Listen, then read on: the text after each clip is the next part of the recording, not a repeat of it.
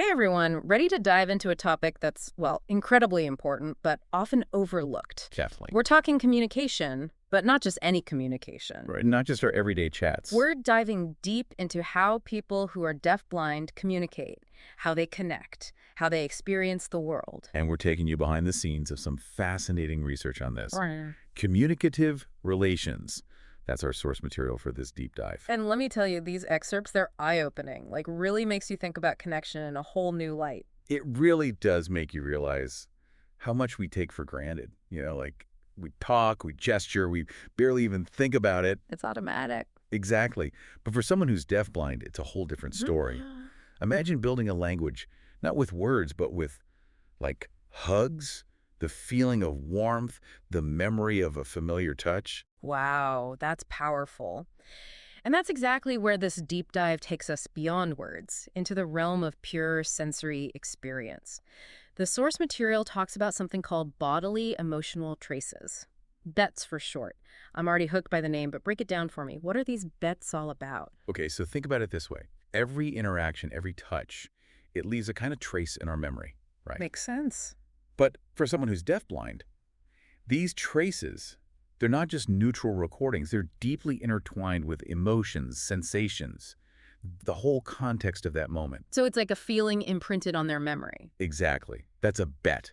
A physical feeling forever linked to a specific emotional experience. It's like their memories are woven into the fabric of their senses. So if I might remember a happy day because of a song I heard, a deafblind person might recall that same joy through the feeling of, say, warm sand on their skin. Exactly. You got it. Wow. Okay, so then these BTs, they become like building blocks of communication. That's where it gets really interesting.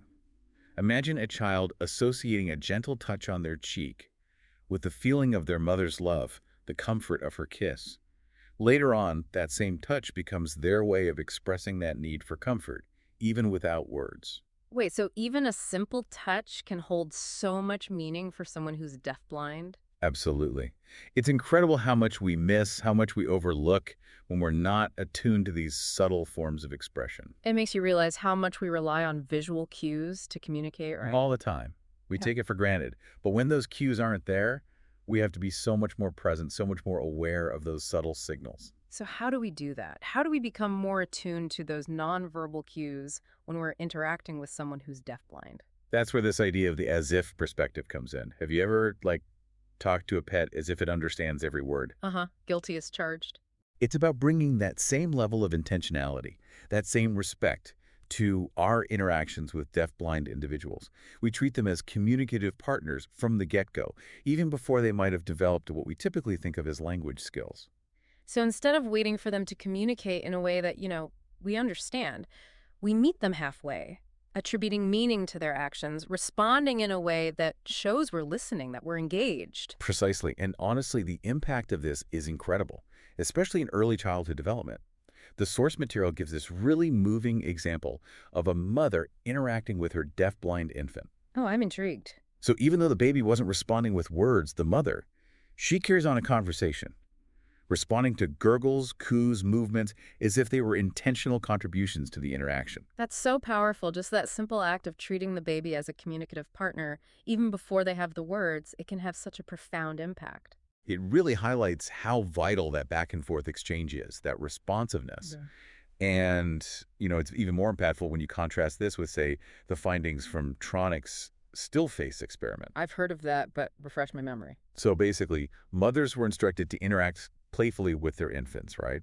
And then suddenly they were told to go completely still, unresponsive, neutral expression the whole bit. And I'm guessing the babies didn't exactly love that sudden shift. Not at all. They became visibly distressed. Some withdrew, others got agitated, some even showed signs of physical discomfort. Wow. That's intense. I mean, it really highlights how crucial it is to create that space of responsiveness, that engagement, especially for deafblind individuals who rely so heavily on those close tactile interactions. Exactly. That responsiveness builds trust. And trust, as this research emphasizes, is absolutely essential for exploration, for learning, particularly when we're talking about the life space model. Okay, life space. That's a new one. Tell me more. So imagine you're exploring a new city, right? Okay, I'm with you. You've got your hotel, your home base. That's your secure base. It gives you the confidence to go out, explore, knowing you can always return to a place of safety. That's the power of a secure base.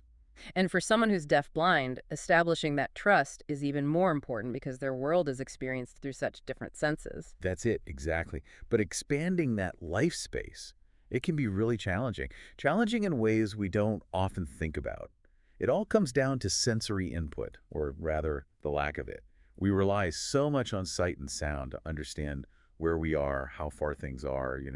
It's like our brain is constantly creating a map based on what we see and hear. Exactly. But without those senses readily available, it's like that map is constantly being redrawn. There's less of that immediate certainty. So, how do you create that sense of safety, that secure base, when those familiar landmarks, those sensory cues, are missing? The source material has this wonderful story about a deafblind girl, Kaja, and her teacher. Okay, I'm listening. So Kaja's world was physically very small, limited because of her condition. That makes sense. So her teacher, she realized this and took a different approach. Instead of expecting Kaja to navigate a world that wasn't built for her, she brought the world to Kaja, constantly introducing new objects, textures, experiences, all within Kaja's reach. So, they created a kind of microcosm of exploration tailored to her experience. Exactly. And in doing so, they built that crucial foundation of trust. Kaja learned that even though she couldn't see or hear her teacher, she could rely on her consistent presence, her responsiveness. And with that trust, she was empowered to explore more, to engage more deeply with the world around her. It's amazing how that sense of security can unlock so much potential. It's essential, really. And as individuals like Kaja explore and interact, they start to develop their own remarkable ways of communicating. The source material dives into these different types of gestures that deafblind individuals might use, breaking them down into three categories: mimetic, iconic, and deigetic. Okay, I'm all ears or eyes in this case. Break those down for me. What can these different gestures tell us about what a deafblind person is thinking or experiencing? So mimetic gestures, they're all about imitation, like acting out an action. The source gives an example of a boy, Emil, who used mimetic gestures to, recount going down a slide. So he was recreating the experience, the feeling of it. Exactly. He wasn't just moving randomly. Yeah. He was reliving that feeling, that motion, the thrill of it, maybe. It's a form of physical storytelling, using their body to communicate a whole experience. That's fascinating. Okay, what about iconic gestures? Iconic gestures, they're more about representing an idea rather than a specific action. Instead of mimicking, it's more symbolic. Like the source mentions Ingrid, who used an iconic gesture to communicate about a car ride. She didn't act out driving, but maybe she used a rocking motion to represent the feeling of being in a moving car. Ah, I see. So it's like they're tapping into a shared understanding, drawing on those embodied experiences to bridge the gap where words might not be there. Exactly. It becomes this really beautiful dance of communication. And then lastly, we have deictic gestures. Okay, deactic. Tell me more about those. Deictic gestures, they're essentially about pointing. But for someone who's deafblind, it might not look like what we typically expect. How so? Well, instead of just extending a finger, they might touch a part of their body or even turn their whole torso in a certain direction.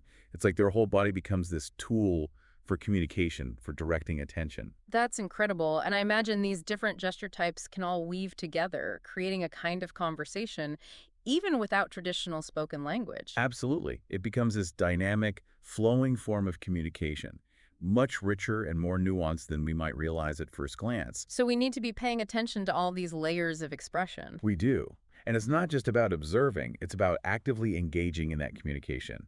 The source really emphasizes how important conversational turn-taking is, even without traditional language.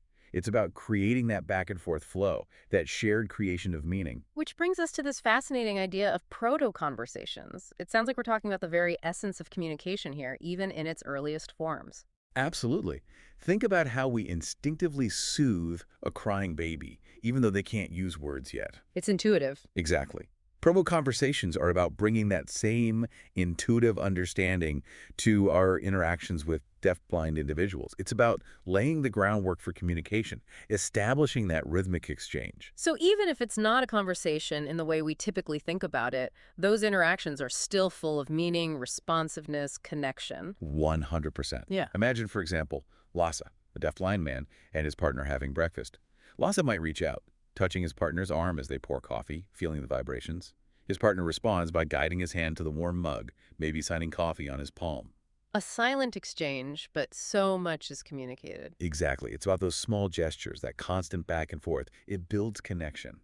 And speaking of building, have you ever considered how the very environments we create, the physical spaces, can either support or hinder communication? That's a really interesting point. I mean, we often talk about adapting our communication style, but the actual physical spaces where that happens, hadn't thought about that. Right. It's kind of like we designed for sight and sound. But what about touch, texture, that whole sensory experience that someone who's deafblind relies on? It's like we could open up a whole new world just by changing the design of a space. How would we even begin to do that? Make it more inclusive, more engaging for someone who experiences the world so differently. Well, imagine walking into a room and instead of just using your eyes, you're using your hands to explore. Okay, I'm imagining it. So instead of flat walls, maybe there's a tapestry of textures, different materials, even different temperatures. I see, I see. So it's not just visual, it's a whole sensory experience. Exactly. Pathways that offer different textures underfoot, objects that make gentle sounds when you touch them. It's like creating this three-dimensional sensory map that someone who's deafblind can navigate and understand. Instead of relying on visual cues, it's this landscape of tactile information. It's brilliant. It really changes the way you think about design, doesn't it? Yeah. And it makes you realize how much we can learn from the deafblind experience, how to create spaces that are more inclusive for everyone. Absolutely. And speaking of inclusivity and creating these supportive environments, the source also talks about rituals and routines, creating that sense of stability, predictability, which is so essential for communication. Oh, absolutely. It's like those routines, they provide a framework, a familiar path to follow, Yeah. especially when so much of the world can feel unpredictable. Right, like those everyday things, getting dressed, having breakfast, greeting a loved one. We don't think about it, but for someone who's deafblind, those routines can be so grounding. It can be so powerful, so reassuring. But it's not just about having the routine. It's about making sure those routines are truly communicative. So how do we do that? Consistency is key, and shared understanding. So let's say you have a specific greeting ritual with a deafblind individual. Maybe it's a gentle hand squeeze, a touch on the cheek, a specific sign. Whatever it is, it's not just random. It's filled with meaning, with recognition. And over time, that routine, it can evolve, expand to include new gestures, new ways of expressing connection. It's like those routines become anchors, safe points from which communication can grow and evolve. Exactly. And then, beyond those daily rituals, shared experiences are huge. Playing games, enjoying music together, going for walks, these shared moments, they create lasting memories. They strengthen bonds, and they offer so many opportunities for communication to unfold organically. I love how the source talks about something as simple as round and round the garden. It's so playful, so engaging, and it's packed with sensory stimulation. It's a perfect example. The circling movements, the anticipation of a tickle, the shared laughter, it's this beautiful nonverbal dance of connection. And each repetition, it reinforces that shared language of touch and movement. It's incredible. It's a beautiful reminder that connecting with someone who is deafblind, it's about so much more than just words. It's about being present, being attuned, and meeting them in that space of shared experience. And recognizing that communication, it takes so many forms.